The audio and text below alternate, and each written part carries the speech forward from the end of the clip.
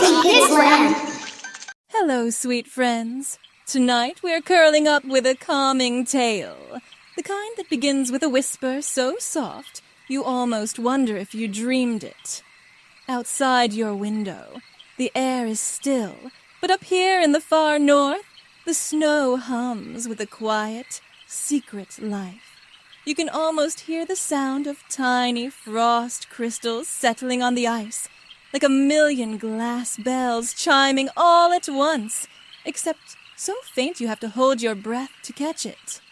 The moonlight spills across the white world, smooth and untouched, as if it's been ironed by the stars themselves. Somewhere in the distance, a faint wind moves, one that carries something more than cold. It carries a song. You probably wouldn't make it through this story without at least wishing for a blanket the size of a sailboat, because trust me, these northern nights are deep in their chill. So, before you get comfortable, take a moment to like the video and subscribe, but only if you genuinely enjoy what I do here. And I'd love for you to share in the comments where you are in the world right now and what time it is for you as you listen. Now, dim the lights, maybe turn on a fan for that soft background hum, and let's ease into tonight's journey together. The first thing you notice in Ahtohallan is the stillness. The river of memories glides under its smooth ice like a silver ribbon, and Elsa, standing barefoot on the surface, feels the rhythm of the frozen water beneath her toes. She closes her eyes, letting the magic hum through her. But something shifts. It's not the familiar voice of the river, not the comforting murmur of the past. This sound is thinner, sharper, like the high note of a flute heard from very far away. It seems to come from beyond the mountains, far past even the edges of any map. You listen with her, leaning into the air as if it might tell you its secrets, and the sound seems to swell for a moment before fading again, leaving a strange emptiness behind. Elsa opens her eyes, scanning the pale horizon. "That wasn't from Ahtohallan," she murmurs, her breath turning to mist. Back in Arendelle, Anna is standing in the palace courtyard, her cheeks pink from the cold, giving instructions to a pair of stable hands who are half listening, half watching Olaf attempt to stack snowballs into the shape of a horse. When Elsa arrives, the conversation shifts instantly, the kind of shift sisters have, where a single look says everything. "You heard something," Anna says, more a statement than a question. Elsa nods, her gaze unfocused, as if the sound is still caught in her ears. It's calling me, but not like before. This feels older, deeper. You watch Anna's brow crease, not in worry exactly, but in that thoughtful Anna way, as if she's already considering packing a bag and chasing after it herself. That night, Elsa stands at the palace balcony. The call comes again, faint but unmistakable, weaving through the wind like a silver thread. It tugs at something in her chest, something both restless and certain. She leans forward, hands on the railing, feeling that same far-off pull. It's in this moment you realize you're going with her. Not just because you want to see where it leads, but because some part of you feels the call too.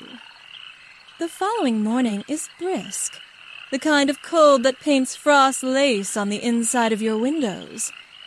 Kristoff is already at the stables, brushing down Sven, who looks unimpressed at the idea of a long trek.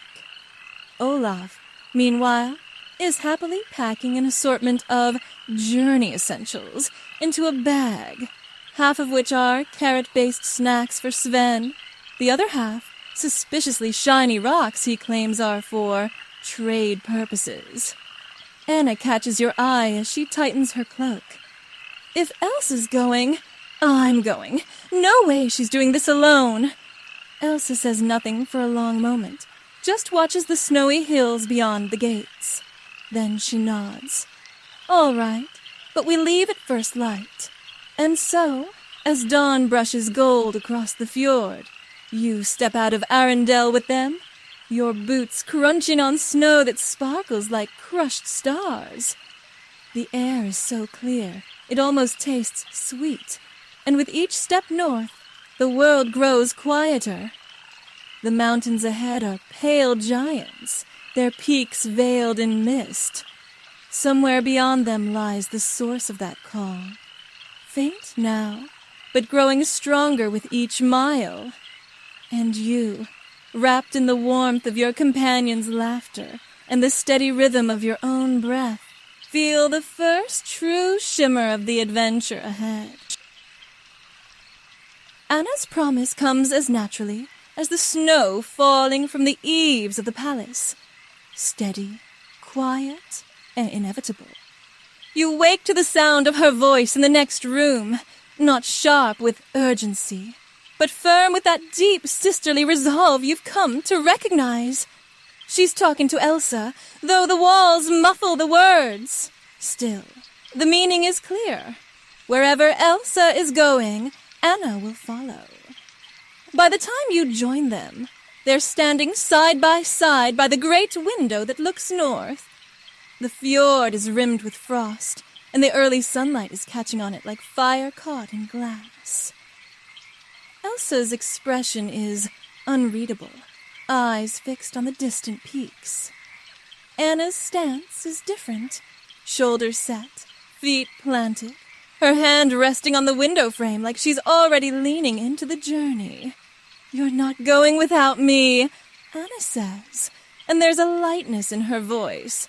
But underneath, the weight of love is unmistakable.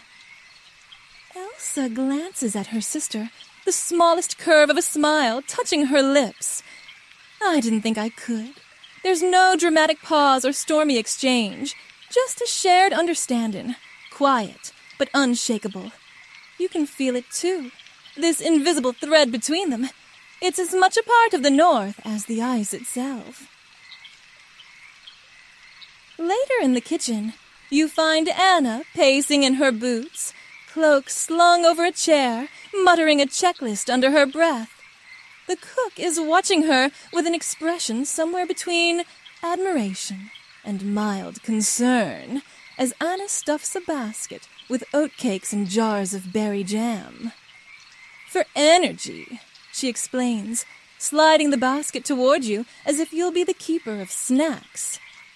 Olaf is nearby, trying to decide if it's wise to bring his collection of pine cones. They're lucky, he insists, though Kristoff points out they're also pointy and will poke holes in the food bags. Elsa moves more quietly through the preparations. She doesn't need to pack much. Her magic can conjure shelter, warmth, and even light. But you notice she tucks a small folded scarf into her satchel. Pale blue, embroidered at the edges with tiny white snowflakes. She doesn't say why she's bringing it, and you don't ask. Some things are for the road ahead to explain. That evening, the four of you sit in the great hall, the fire casting long shadows on the walls. The map of the northern reaches lies across the table, covered in small, curling notes from past expeditions. But Elsa taps a place far beyond any inked border. It's here, somewhere past these mountains. Her voice is soft but certain. Kristoff leans over the map, squinting. That's nothing. Just white. Endless snow. Not nothing, Elsa replies. Something hidden. Something waiting. Olaf gasps as if this is the most exciting possibility in the entire world, which, given his love for all things snowy and mysterious, it might be. Do you think they have snow cones there? Because if they do, I feel like it's my civic duty to investigate. Anna rolls her eyes affectionately, but she can't hide the spark in her own gaze. Well, hidden or not, we'll find it. When the hall grows quieter, you wander to the balcony again. The air is calm, the night glittering under a crescent moon. And there it is, that call, threading through the silence, a note that trembles just above the edge of hearing. You imagine it curling into Elsa's dreams even now, pulling her north. The next morning, Anna is ready before the rest of you, standing by the gates with her pack slung high, a steaming mug in her hands. "Hot chocolate," she says, handing you one. "We'll need it." You sip, feeling the warmth bloom in your chest, and watch as the others join her, laughter breaking the crisp air. When you all set out, Anna walks beside Elsa, their steps matching without even trying. The bond between them feels like another kind of magic, not conjured with frost and ice, but made of shared years, hard lessons, and the comfort of always knowing someone will walk with you, no matter how far. And though the snow will deepen, and the road will twist in ways you can't yet imagine, you already know. Anna's promise is not just words. It's the steady light by which this whole journey will travel. The morning you leave, the whole palace seems to hum with a kind of quiet excitement, though maybe that's just Olaf bouncing on his twig legs, announcing every 5 minutes, "This is going to be the best trip ever." You can't help but smile. Even Sven seems to lift his head higher when he hears it, as if ready to prove this will be his best trip, too. Kristoff is at the stables before sunrise, brushing Sven's coat until it shines in the first light. He's humming under his breath, a tune that sounds suspiciously like his "reindeer are better than people" song, though he pretends he's not singing at all. You catch him sneaking Sven an extra apple, and he shrugs at you like it's part of some unspoken travel agreement between them. Elsa's packing is minimalist to the point of mystery. A small satchel, a coil of rope, a water skin. Magic will do the rest, she says. Anna's approach is the opposite. She has a satchel, a side bag, and a smaller pack she claims is just for snacks, which somehow contains blankets, a set of mittens, and a hand-painted cup. She presses the cup into your hands. "For tea," she says, "or cocoa, or, snow soup if it comes to that." Olaf is the least prepared in the practical sense, but the most prepared in enthusiasm. He's dragging a little sled behind him, piled with objects he insists are essential for a northern journey. A spoon, carved from ice, in case we find pudding in the snow. 3 pine cones, a small snowball he insists is named Harold, and a notebook for writing down amazing facts about whatever you see. He has also, somehow, tied a bell to Sven's harness, which jingles every time the reindeer moves. Kristoff pretends to be annoyed, but you can see him smiling when Olaf isn't looking. When you finally set off, the gates of Arendelle creak open to let you through, and the cobblestone path quickly gives way to snowy hills. The air is so fresh, it almost stings your lungs, but in a good way, like breathing in something brand new. The fjord glitters behind you, catching the gold of the rising sun, and the sound of the city fades until it's just your group, the crunch of boots, and the soft jingle of Sven's bell. Kristoff takes the lead along the main track that winds northward, his eyes scanning the snow for signs of shifting weather. "These plains can look the same for hours," he says, "but the wind changes the path faster than you'd think." Anna keeps stride with Elsa, occasionally glancing at her sister's face, as if to read the invisible map in her thoughts. "Do you feel it now?" she asks in a low voice. Elsa nods slightly. It's stronger, like it knows we're coming. Olaf trots between everyone, darting forward to investigate drifts, and then racing back to tell you that, yes, that snow really is snowier than the rest. You've learned by now to just nod and agree. It keeps him happy, and you never know when one of his odd observations might turn out to be true. By midday, Kristoff calls for a break, and you gather in the shadow of a frost-covered boulder. Anna pulls out oatcakes from her basket, breaking them in half so there's enough for everyone, even Sven. The sun is a pale coin above, and the sky is so clear you feel as if you could see forever if only you could climb high enough. It's during this pause that Elsa's head lifts suddenly, eyes narrowing toward the horizon. You follow her gaze. Far in the distance, a thin line of clouds is curling along the mountain ridge. Nothing unusual for winter, but the way Elsa watches it tells you she senses something more. Kristoff follows her look, then nods slowly. If that's moving our way, we'll want to cross the open plain before nightfall. And just like that, the rest is packed away, and you're moving again, footsteps quickening. Olaf hums a marching song. Sven tosses his head, and the wind begins to shift. The call Elsa has been hearing, though faint to you, seems to hover on that wind now, tugging all of you northward. Some journeys are about where you end up. This one, you can already tell, is about who you're traveling with, and the quiet, steady magic building between each step. The Silver Frost Plains are not marked on any map, yet the moment you step onto them, you know the name fits. It's as if someone has taken the land and brushed it with powdered glass.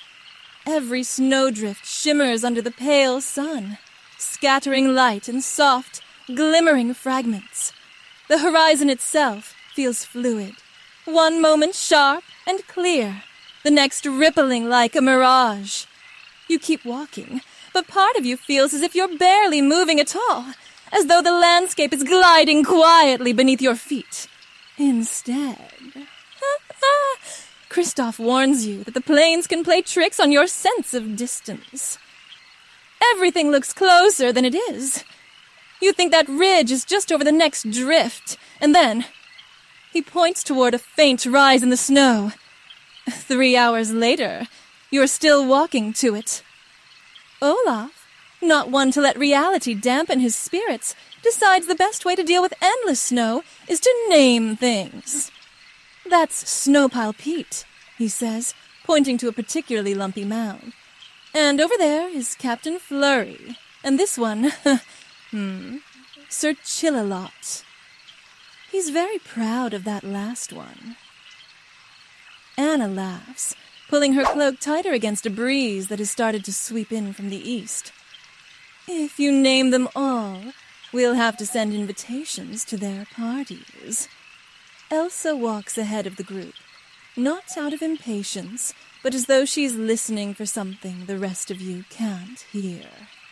Every so often she stops, closing her eyes, her breath steady in the cold air. You can almost imagine that if you stood right beside her and leaned into the silence, you might catch it, the far-off song winding its way through the icy emptiness.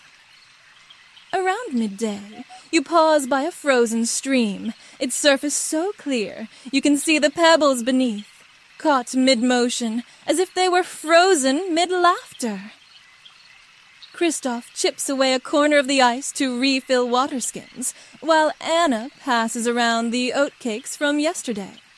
The snow here smells faintly of pine, though there's not a tree in sight, and you wonder if the scent drifts all the way from the forests you left behind.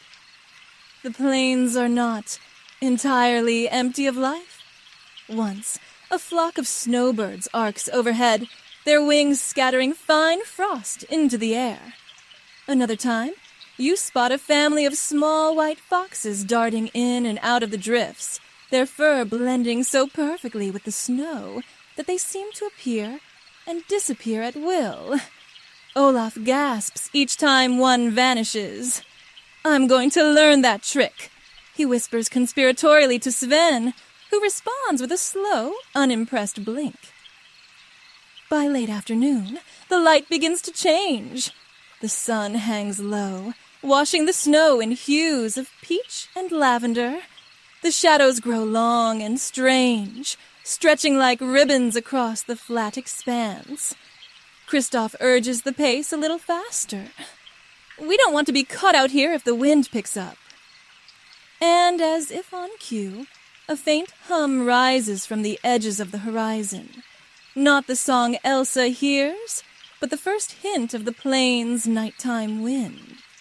You feel it skim across your face, cool and dry, carrying whispers that might be nothing more than air moving over ice, or might be something older, deeper.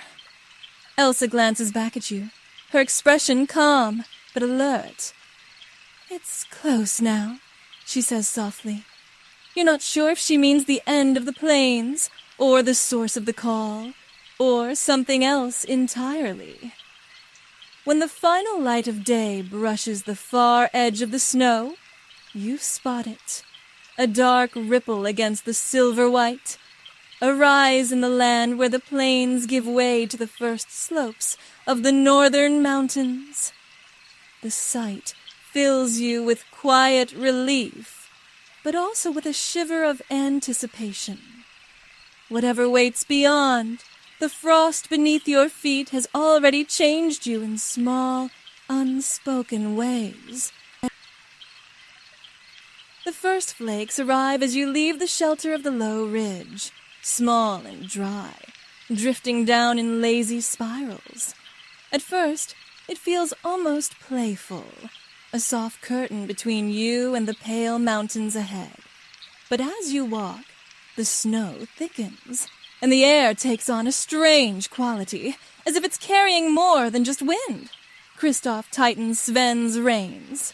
"We might have to hunker down if this keeps up," he calls back, his voice already muffled. But then, you hear it. No! Feel it. The storm has a voice. Not a howling or a roar, but a music that twines through the gusts like silver thread through cloth. It's delicate, high and pure, rising and falling in slow, graceful arcs. Elsa stops mid-step, closing her eyes, her breath forming a small cloud in the cold air. "It's the same," she whispers. "The same song, but closer. The snow swirls more thickly now, the world narrowing to a pale, spinning haze." Olaf waddles close to you, holding Harold the Snowball protectively in his stick arms. "Don't worry, Harold. It's just singing snow. Totally normal." He pauses. "Well, maybe not totally normal, but I'm fine with it, if you are." Anna moves in beside Elsa, her voice calm but firm. "Lead the way. If this is pulling you forward, we'll trust it. But we're sticking together." You follow, each step pressing a soft crunch into the untouched snow. The song in the storm seems to guide the path, subtly turning you away from deeper drifts or leading you toward sheltering curves in the land. Every so often, a gust shapes the snow into fleeting forms. A sweeping arc like a swan's neck, a spiral like a seashell, only for them to vanish again in the shifting wind. Kristoff keeps a careful watch on the sky, but there's no sign of the storm breaking. "It's like it's following us," he mutters, brushing frost from his beard. By late afternoon, you come upon a hollow in the land where the wind dips and quiets. The snow still falls here, but softly, as if respecting the stillness. Elsa kneels, pressing her palm to the ground, and frost blooms outward in gentle patterns, spirals within spirals. "It's old magic," she says, "older than anything in Ahtohallan. It's guiding us." The group gathers close, the circle of warmth between you almost tangible despite the icy air.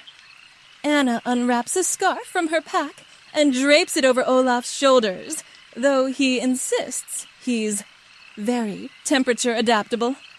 Sven noses through Kristoff's satchel until he finds another apple, crunching happily.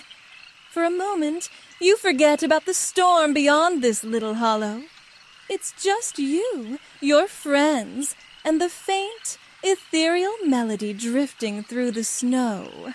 As you rest, the flakes catch the dim light in a way that makes them look like tiny stars, each one vanishing as soon as it touches the ground.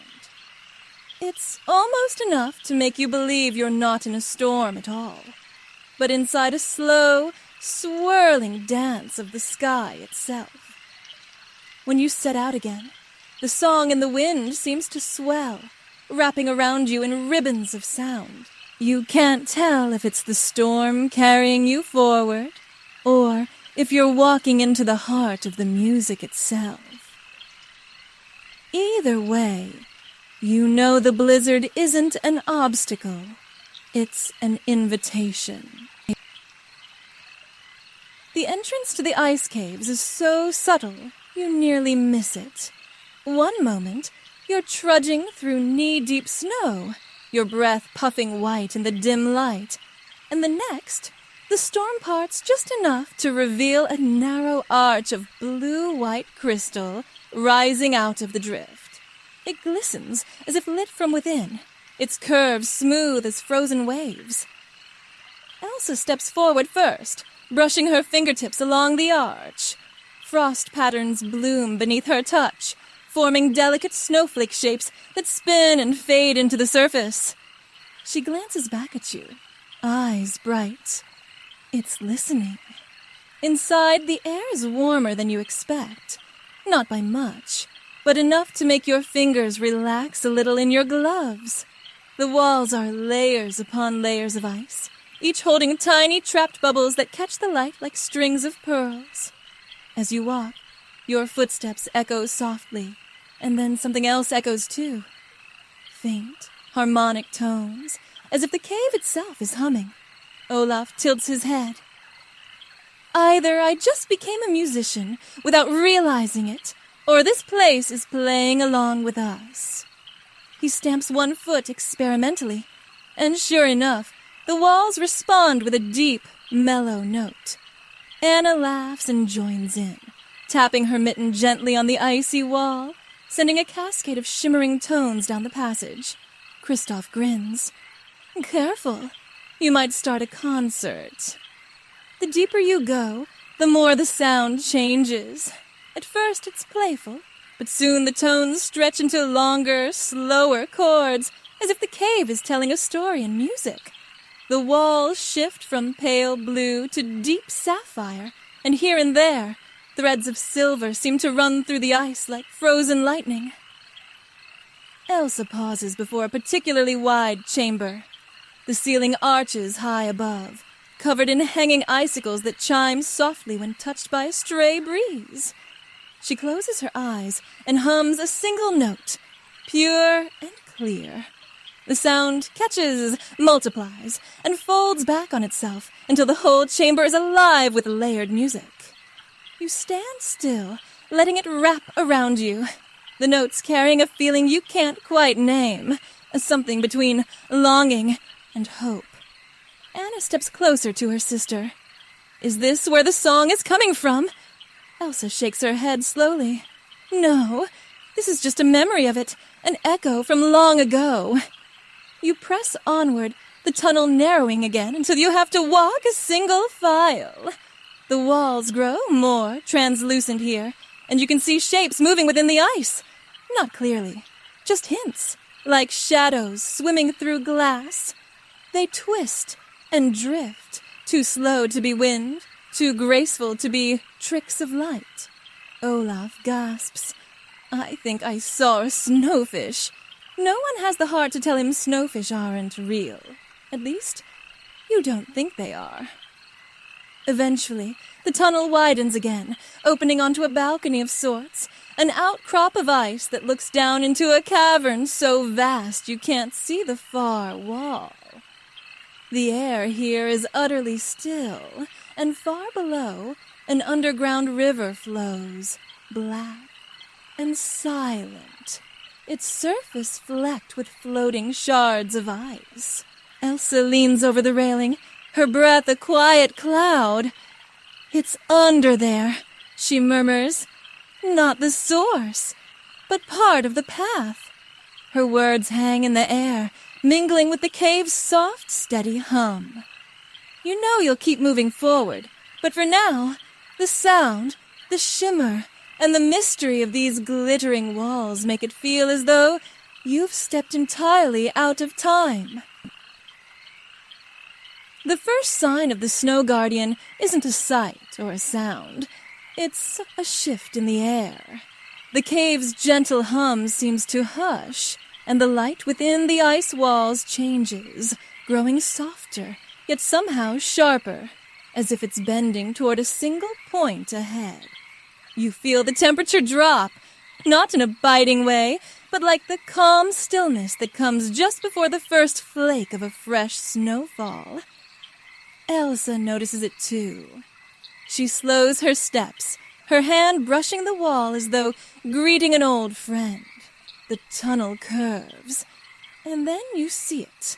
A tall, still figure standing in the drift of snowflakes that somehow fall here despite the shelter of the cave.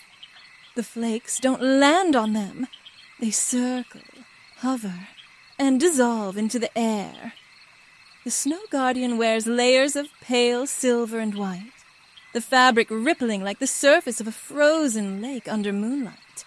Their hair is the same silvery white as the snow, braided down their back and dusted with frost. But it's their eyes that hold you in place, pale blue, yet bright as starlight, carrying a depth that feels like it has seen thousands of winters. Olaf is the first to speak, because of course he is.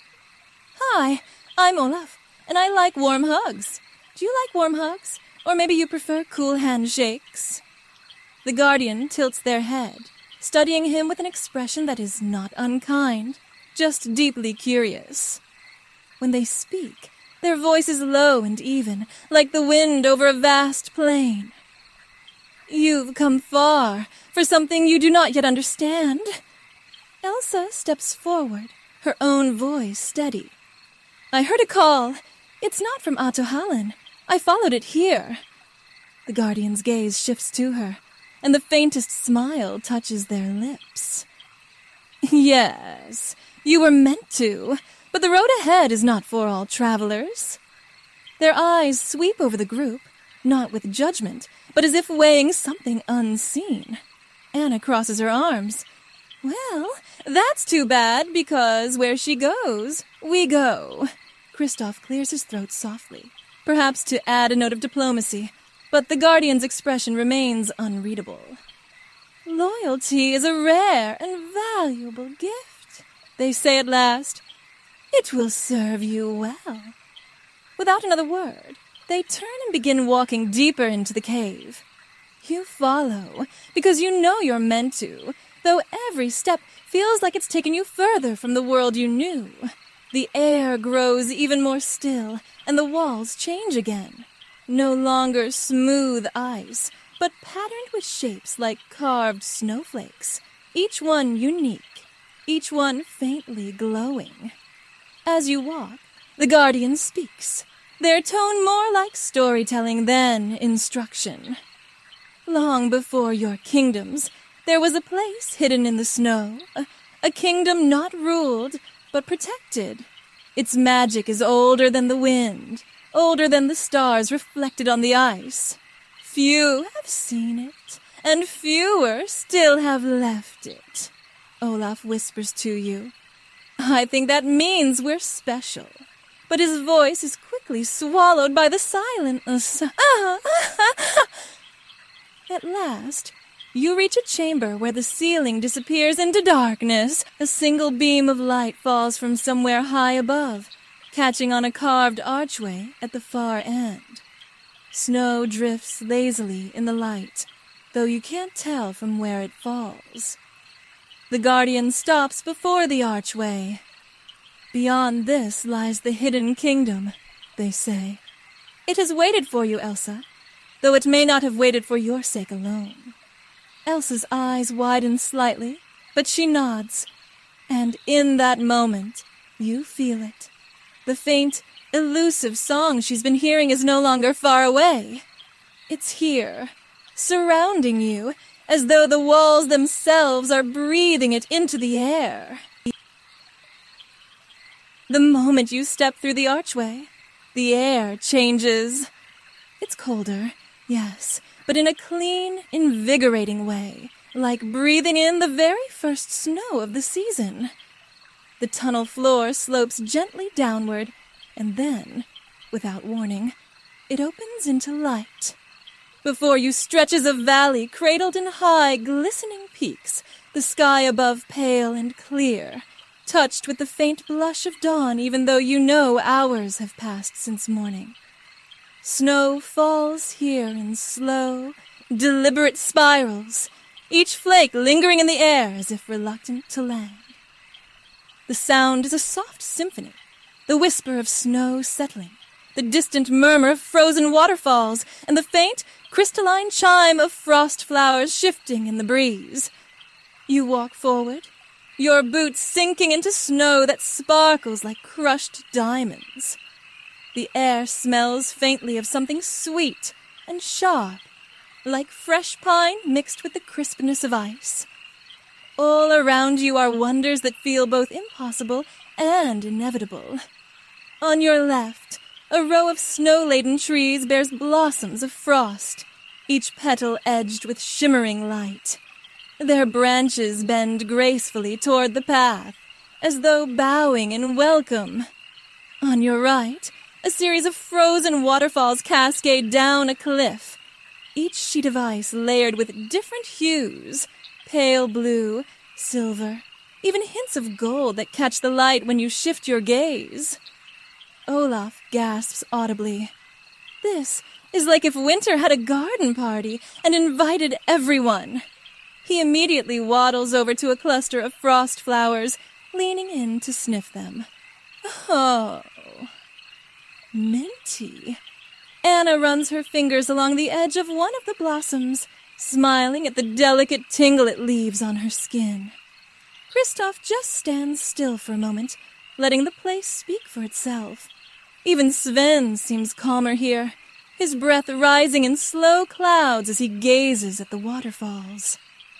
Elsa is quiet, but not in her usual measured way. There's something softer in her expression, like she's come home to a place she didn't know she'd been missing. She turns slowly in a circle, taking in the snowy gardens, the frozen cliffs, the way the light seems to move with its own will. The Snow Guardian walks ahead, their movements unhurried. This place is alive, they say, their voice carrying easily despite the open air. Not as you are, not as I am, but in the way the wind is alive, the way the ice remembers. You follow them deeper into the valley, crossing a narrow bridge of clear ice that arches over a frozen stream. Beneath the surface, fish made entirely of frost dart and weave, leaving swirling trails like ink in water. Olaf presses his face to the ice. Snowfish, he cries triumphantly, and you decide not to question the name any longer. Farther along, the valley opens again into what can only be described as a frozen meadow. The snow here is so fine it behaves almost like water, shifting in tiny waves when you step into it. Tiny snow moths flit above the surface, their wings glowing faintly, like moonlight caught in motion. The Guardian pauses at the meadow's edge and gestures toward a distant rise in the land. At the heart of this kingdom lies what you seek, they say. But first, you must walk its paths, and it must decide if you belong. Elsa meets their gaze and nods once, a silent agreement. And so you continue, letting the kingdom's strange beauty unfold around you. Every breath feels like it carries a little more of this place into your chest, as though it's slowly becoming part of you, too. Somewhere ahead, hidden beyond the next curve of snow and light, is the secret that has been calling since the first note reached Elsa in Ahtohallan. And now, for the first time, you feel certain. You're close enough to hear the next note clearly.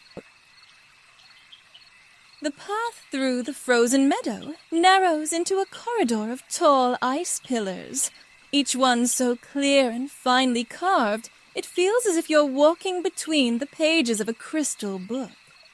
Light filters through them in shifting shades, pale blues, silver white, and the occasional spark of gold that appears for only a moment before fading.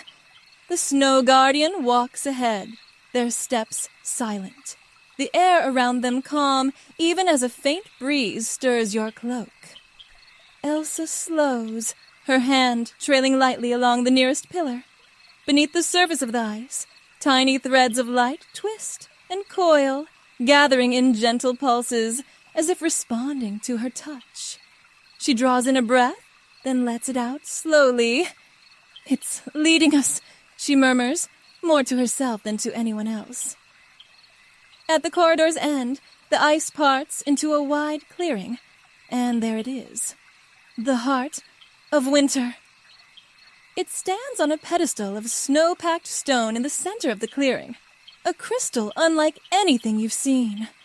Larger than your head, it glows from within with a soft, steady light. Not blinding, not cold, just whole. Its surface is faceted, but the shapes don't catch light in the way ordinary crystal would. Instead, they seem to breathe, drawing light in and sending it back out in gentle waves. You can feel its presence even before you step closer. The air is crisper, as if each breath you take here is purer, cleaner. There's a faint hum, too. Not the same song that led you here, but a deep, quiet tone that you feel in your bones. Olaf stands beside you, staring wide-eyed. It's like someone took all the best snow in the world, squished it into a ball, and then made it glow. Which, okay, I didn't know you could do that. The Snow Guardian steps to the crystal's side, resting their palm lightly against it. This is the heart of winter, they say.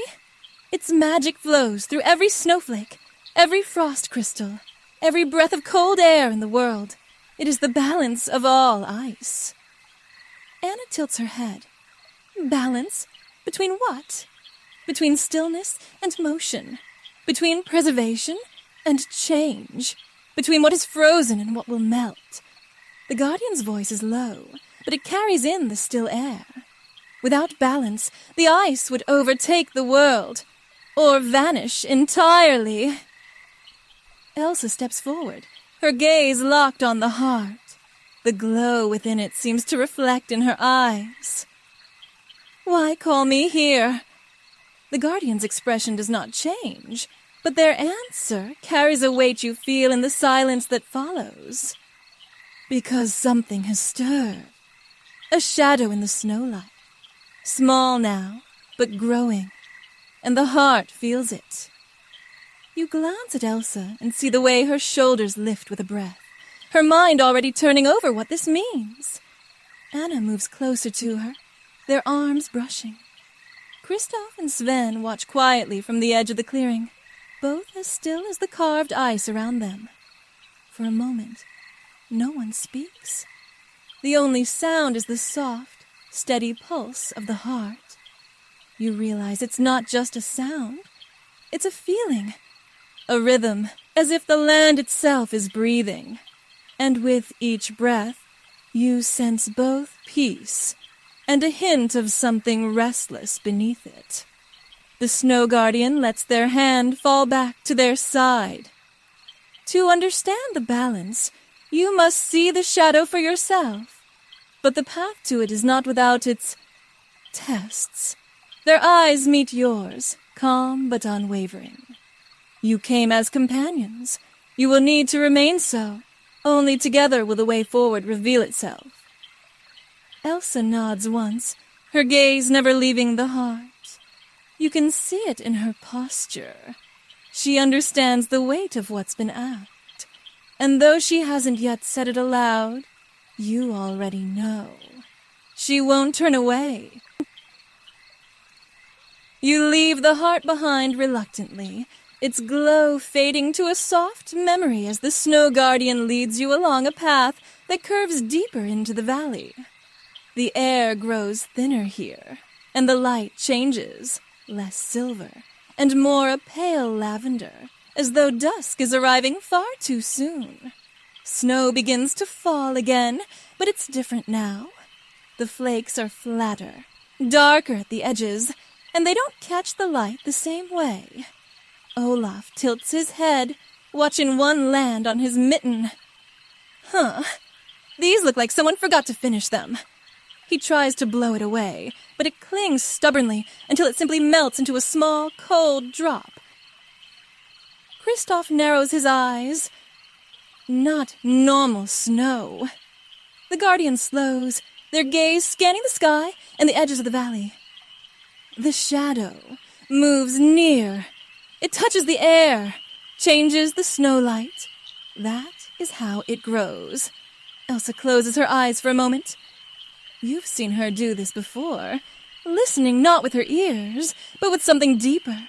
When she opens them again, there's a new alertness there. It's close, she says quietly. Not here, but watching. The path takes you into a narrow pass, where the snow walls rise high on either side. Long, thin icicles hang overhead like glass needles, but instead of catching and scattering light, they seem to absorb it. The deeper you walk, the dimmer everything becomes. Then, without warning, you feel it. A faint pressure in the air, like the moment before a storm breaks. The snow beneath your boots feels heavier, as though it wants to keep you in place. Sven snorts, shaking his head and pawing at the ground. Anna moves closer to Elsa. If it's watching us, we keep moving, the Guardian says firmly. The shadow cannot act in the open light of the heart, but here, it will try to make you forget the way forward. The words settle in your mind, though they sound impossible. Forget the way? You glance ahead. There's only one path, straight and narrow. But as you take the next turn, you swear the walls shift. Snow begins to swirl in front of you, a soft spiral at first, then tightening into a column. Shapes seem to form inside it, half-familiar faces, echoes of places you've been. You hear laughter, music, voices calling your name. The urge to stop, to step toward them, is strong. Elsa's voice cuts through gently but firmly. Don't look at them! You focus on the sound of her words, on the steady crunch of boots in snow. Kristoff hums under his breath, low and even, and somehow it helps keep the pull of the swirling images at bay. The Guardian glances back, a faint smile touching their lips. This is its way. It shows what you long for most, hoping you'll stray. But longing is not the same as truth. Eventually, the swirling fades. The snow underfoot feels lighter again, and the icicles above begin to catch the lavender light. You exhale slowly, not realizing you'd been holding your breath. When you emerge from the pass, the valley opens again, but the snow here has a strange quality. Half the ground glitters as before, and the other half lies under a dull gray crust. The line between them is jagged, shifting slightly as though alive. Elsa steps forward, crouching to press her fingertips to the edge where light meets shadow. The frost blooms beneath her touch, pushing the grayness back an inch. But as soon as she lifts her hand, it creeps forward again. The Guardian's expression is unreadable. This is what happens when the balance begins to tilt. The shadow doesn't devour. It replaces. You look out across the uneven ground, your heart tightening at the thought of this slow, creeping change spreading beyond this hidden valley. Somewhere far to the south, Arendelle lies in winter's gentle care. But if this shadow reached it, the snow there would never sparkle the same way again. The Snow Guardian kneels beside the jagged line where glittering frost meets the dull gray snow. They press a hand flat to the cold surface, their fingertips tracing slow, deliberate arcs, almost like writing. The gray snow resists, its texture rougher, more brittle, as if it has forgotten how to be soft. This is not simply ice turned lifeless, the Guardian says, their voice carrying the weight of countless winters. It is ice stripped of its song. Every flake, every frost crystal has a note. Together they form the harmony that keeps the heart strong. But when the shadow comes, they lift their hand, and the gray surface remains unchanged. The song is stolen. Elsa watches closely, her gaze flicking between the snow and the Guardian's face. "You've seen this before," she says, not as a question, but as a quiet knowing. The Guardian inclines their head slightly. Once, long ago, before the heart's power was bound to this place, the shadow roamed freely. It sought to make the whole world silent and still, to freeze not just water, but time itself. The elders of the Hidden Kingdom gave all their magic to create the heart, so that balance would return. But magic leaves traces, and the shadow has found one. Anna folds her arms, her brows knitting.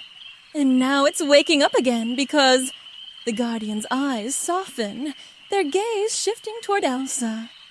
Because there is more ice magic in the world than there has been in an age. The balance stirs when something powerful enough moves the scale. Elsa's breath catches. You can feel her unspoken thought. She is that something powerful. She doesn't deny it, but she looks away, the glow of the snow catching in her white blonde hair. Kristoff steps forward, his voice steady. "So, what do we do? Can the heart just push it back?" "The heart cannot act alone," the Guardian says. "Its light can only strengthen what is already in harmony. If the shadow is to be turned away, the magic of the heart must join with the magic that stirred it." Elsa meets their eyes now. "Mine!" The Guardian nods once. Olaf tilts his head, glancing between them. "Well, I don't want to jump to conclusions, but this sounds like one of those moments where the music swells and everyone looks dramatic before the next big part of the adventure." Anna lets out a breath, somewhere between a laugh and a sigh. "It's not wrong." The Guardian rises, brushing frost from their gloves. "But there is more to know before you can act. The heart responds to the will of the one who joins with it. If that will falters, or if fear takes root, the shadow will not be banished. It will be fed." A quiet settles over your group. The snow here doesn't sing, and the stillness feels heavier for it. In the distance, the lavender sky deepens toward night, though no sun has dipped below the horizon. Elsa looks toward the heart's distant glow, visible faintly through the winding paths of ice and snow. Then I need to understand all of it, every thread of its magic, before I try. The guardian gestures for you to follow. Then we return. But on the way, I will show you what lies between the frost and the shadow. That is where the truth lives. As you walk, you notice the snow shifting again, patches of glitter returning in places, while others fade. It's as if the land itself is breathing, trying to remember its own rhythm. And somewhere deep within that rhythm, you sense the first faint promise that this balance might yet be restored. The walk back toward the heart is quieter than before. The crunch of snow beneath your boots sounds sharper in the stillness, each step a small reminder of the space between harmony and silence. The guardian moves ahead, their long cloak trailing over the frost, leaving a faint, shimmering wake that fades almost instantly. Anna walks beside Elsa now, their shoulders nearly touching. "You don't have to do this alone," Anna says softly, though there's a firmness beneath her voice, the kind that means she's already decided she's coming with her, no matter what's said. Elsa gives a small smile.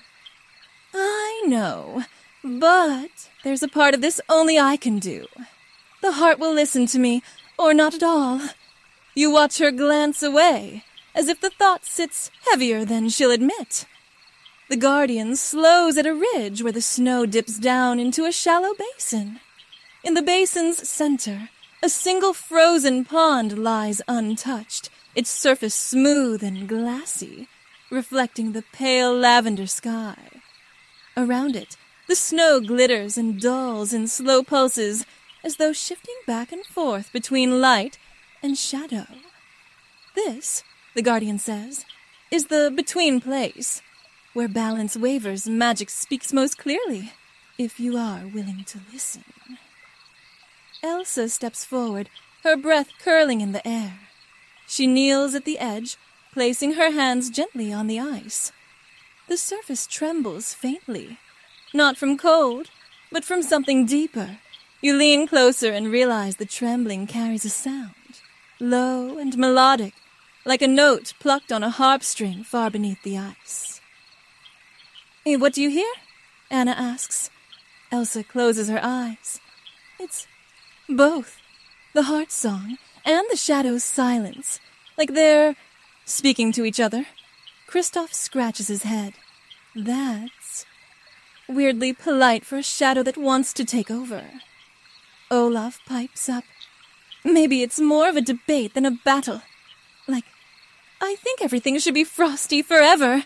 And the heart's like, "Well, I think maybe just sometimes." Elsa doesn't answer, still listening. The guardian moves to stand behind her, their voice low. "The heart will answer you if you speak to it here. But know this, when you choose your path, you choose for more than yourself. The snow's song is tied to every place where frost touches the earth. If you join with it in fear, that fear will echo everywhere." Elsa's brow furrows, her hands still on the ice. What if... I'm not sure. What if part of me still wonders if my magic should have been here all along, instead of in Arendelle? Anna crouches beside her, her hand resting lightly on her sister's shoulder. "You've already answered that. Every time you came back. Every time you stayed because you wanted to, not because you had to. That's who you are." Elsa opens her eyes, the reflection of the heart's distant glow caught in them. She rises, turning toward the guardian. "Then I choose to stand with it, not to guard it forever, but to give it the strength to keep guarding itself." The guardian studies her for a moment, then nods, as though a quiet decision has been made. "Then, tomorrow, you will join your magic with the hearts. Tonight, you rest. Even the strongest ice must be tempered slowly, or it will crack. You follow the winding path back toward the glowing center of the kingdom. The air seems a little clearer now, the snow's song just faintly audible again underfoot. But you can still feel the shadow's cool gaze somewhere far beyond the glittering drifts, waiting. The heart stands before you now, tall, radiant, and so clear it seems you could fall into its depths forever.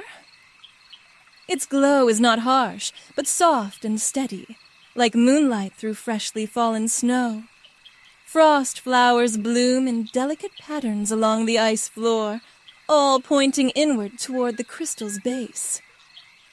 Elsa steps forward, her breath slow and even.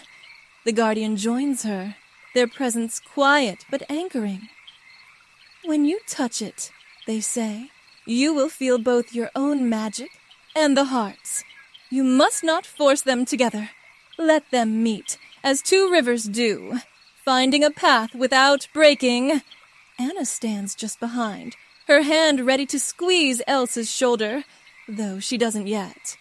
Kristoff keeps one arm looped through Sven's reins, and Olaf is half hidden behind a frost flower, peeking out with wide eyes. Elsa kneels and lays both hands against the heart. At once, the air thickens, not with heat or cold, but with something alive, something that hums through every flake of snow in the kingdom. You feel it too, like a gentle current brushing past your skin. She closes her eyes. Her own magic stirs, bright and pure, reaching outward like a branch towards sunlight. The heart responds with its deeper, older magic, a slow, glacial rhythm that has been beating since long before she was born. For a moment, the two simply flow beside each other, weaving in and out like braids of light. Then, slowly, they begin to align. Elsa's breath catches, not in struggle, but in awe, as if she's seeing the shape of her gift in an entirely new way. From the edge of the platform, Olaf whispers, "I think it's workin'," or "It's about to snow indoors," which is also fun. The glow around the heart deepens, shifting from pale silver to a richer blue. A pulse moves outward, racing across the ice in rings. Where it passes, the snow sings, tiny crystalline voices rising in harmony. Elsa's face softens. It's beautiful. It's like it's showing me every winter I've ever known, all at once. The guardian's voice is low but clear. Then you are hearing it truly. Hold it. Keep it. Let the song grow. The magic swells, the combined power of Elsa and the heart threading through the air. For a heartbeat, you think you see shapes in the light. Snow foxes darting between crystal arches, winds curling in graceful loops, the northern lights sweeping in slow arcs overhead. Then, beneath it all, a faint echo. The shadow's silence, still present, still waiting. Elsa's brow furrows, and the glow flickers ever so slightly. Anna steps forward. "Elsa, look at me." She opens her eyes, and Anna's smile is steady and warm. "You're not here to fight it. You're here to remind it that the song's stronger." Elsa's shoulders ease, the tensions melting away. The light steadies, the blue deepens, and the snow's harmony swells until the silence retreats, folding itself back beyond the kingdom's edge. When she finally steps back, her hands fall away from the heart with a whisper of frost. She looks both lighter and stronger, as if the two kinds of magic have braided themselves not just in the kingdom, but inside her. The guardian exhales, a sound that could almost be relief. The rivers have met. The song will hold. The glow from the heart spreads slowly outward, a gentle tide of light that rolls through the hidden snow kingdom. Each wave of its radiance brings a shift in the air. softening the cold without melting it, brightening the snow until it seems dusted with stardust. You walk with the others along one of the ice-carved bridges that thread away from the crystal's platform. Far below, frozen waterfalls gleam in cascades of silver and blue, their surfaces unbroken, but alive with the steady shimmer of magic restored. Anna glances back at the heart, still visible between two spiraling columns of ice. It feels different now, she murmurs, like the whole place is breathing again. Kristoff nods, brushing a bit of frost from his shoulder. Yeah, and this is the first time I've been in a magical kingdom without something trying to chase us out. I could get used to this. Except, Olaf says brightly, if we stayed forever, I'd miss all my summer friends. He pauses, tapping his stick finger against his chin. Although, maybe the summer friends could come here for winter vacations? Hot chocolate on the glacier? Anyone? Elsa laughs softly, though her gaze lingers on the heart. The guardian walks beside her, their cloak whispering over the frost. It will sleep again, they say, but not as it did before. Now it remembers you, and you remember it. That is a stronger bond than silence. You follow a path that leads toward the kingdom's edge, and as you walk, the changes are everywhere. Snowdrifts have settled into calm, rounded shapes instead of jagged peaks. Frost flowers sway faintly in an unseen breeze, releasing a clean, cool scent like the air after a first snow. The shadow's presence has receded. No more cold weight at the back of your thoughts. No more dimming of the snow light. Still, there's an unspoken understanding among you. The silence could return someday. Magic never erases its opposites entirely. It only keeps them in balance. At a high crest, you pause to look back. The heart's glow is softer now, settling into the steady rhythm of its slumber. Around it, the kingdom seems to fold in on itself, not vanishing, but drawing inward, as if tucking itself under a blanket of snow. The peaks grow misty in the distance, the ice paths fading to frost shadows. Anna slips her hand into Elsa's. You're sure it will be all right? Elsa squeezes her sister's hand gently. It's all right now, and when it's not, I'll know. Kristoff looks around, adjusting the strap of his pack. Guess that's our cue to head home before it decides to close the door behind us. Olaf sighs dreamily. I'm going to miss this place. But maybe we'll dream about it every so often, and it'll be like visiting. The Guardian stops at the edge of the last ice bridge. From here, you return to your own world. The snow will guide you as far as the Silverfrost Plains. Beyond that, you already know the way. Elsa bows her head slightly in respect. Thank you for trusting me and for trusting us. The Guardian's smile is small but warm. The snow remembers kindness as well as power. Farewell, travelers. You take the first step onto the bridge, feeling the faint vibration of the magic still flowing through it. The path curves downward, leading you out of the shimmering realm and toward the long journey south. The snow's song follows you for a while, fading slowly until all that remains is the quiet crunch of your footsteps.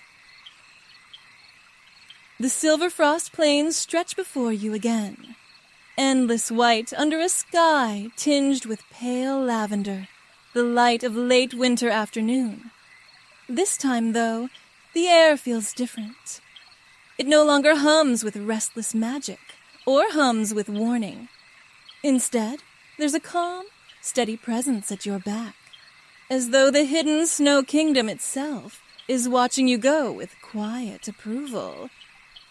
Sven's hooves crunch softly over the hard-packed snow, each step sending a little puff of frost into the air.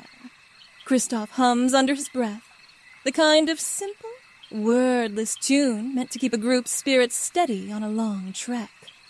Olaf, walking alongside, has begun to shape little snow animals as he goes. Snow bunnies, snow ducks, and one snow giraffe that wobbles alarmingly before collapsing into a heap.